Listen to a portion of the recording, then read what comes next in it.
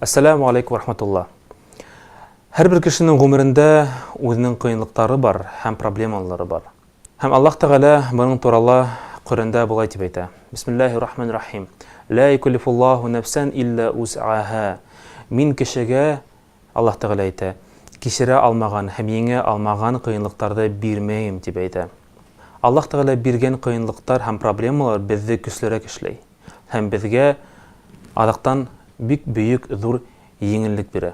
Шуңа күрә без бер касан да кешегә һинең проблемаларың миндә булһын инде дип әйтергә тиеш түгелбез. Чөнки һәрбер кешегә Аллаһ Тәгалә ул кичерә алган проблемалар һәм кыенлыктар гына бирә.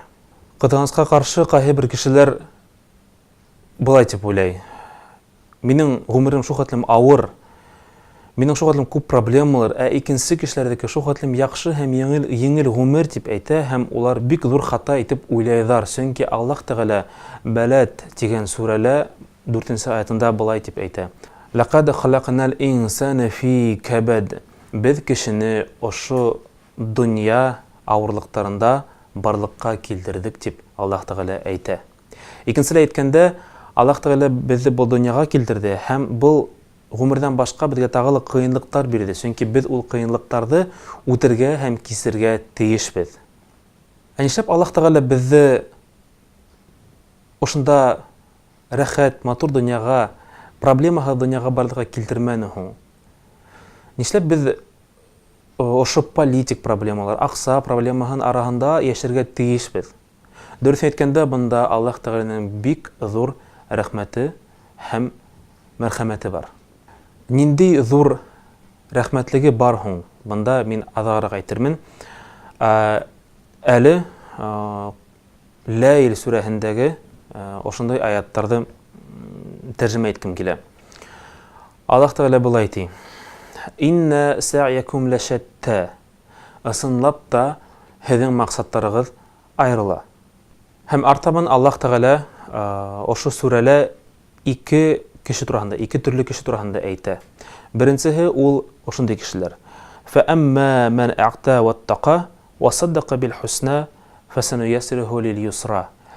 Кем Аллаһ Тәгалә юлында үзенең аксаһын, үзенең вакытын, үзенең көсөн әрәм итте, фисабиллилlah юлында, Аллаһ Тәгалә юлында, һәм وصدق بالحسنى һәм Коръән аятының һүзләрен безнең һүзләргә ышанды.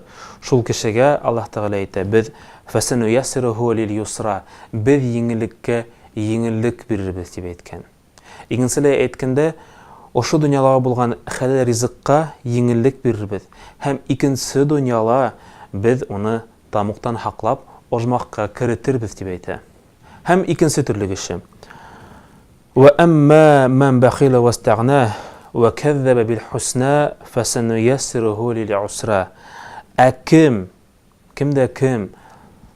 безнең фисабиллилlah юлында, Аллаһ юлында, минең юлында дип әйтә Аллаһ Тәгалә, үзенең вакытын, аксаһын әрәм итмәй һәм үзенең вакытын бетермәй.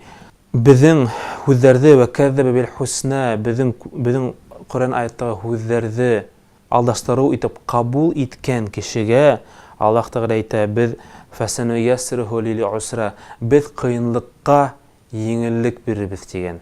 Икенчеләй әйткәндә, Аллаһ Тәгалә бу дөньяла һәм икенче дөньяла кыенлык бирер.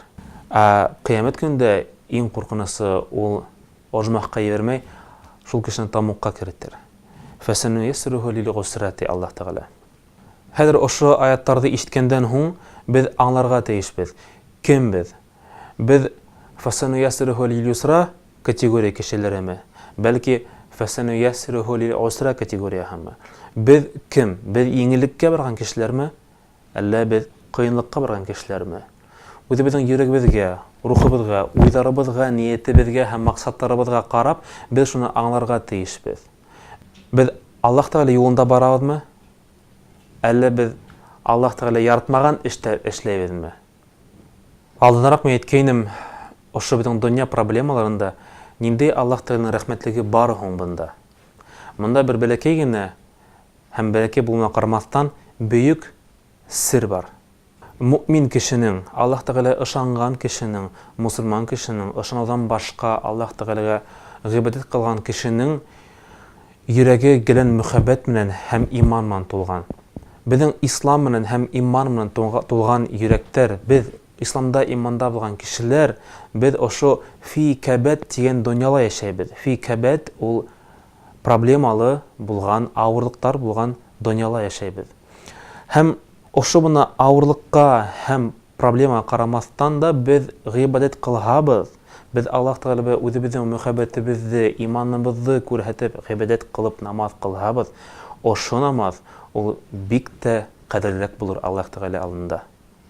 Амына нинди рәхмәтлеге бар һуң Аллаһ Тәгаләнең ошо дөньяла, ошо проблемалы авырлыкта булган дөньяла.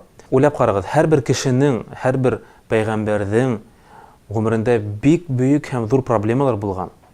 Һәм шул проблемалар булуына карамастан пәйгамбәрләр үзенең эшләрен yetkirгәннәр.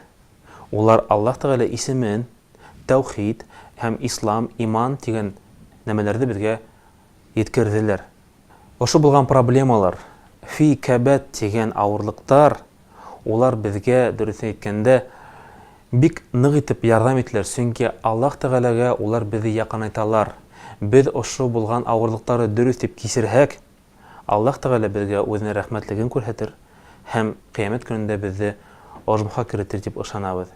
Һәм һез уйлаһагыз, менә әлеге вакытта һез ошо тапшыруды карап, һезнең гомерегездә зур проблема булһа, гелән исегездә тотыгыз.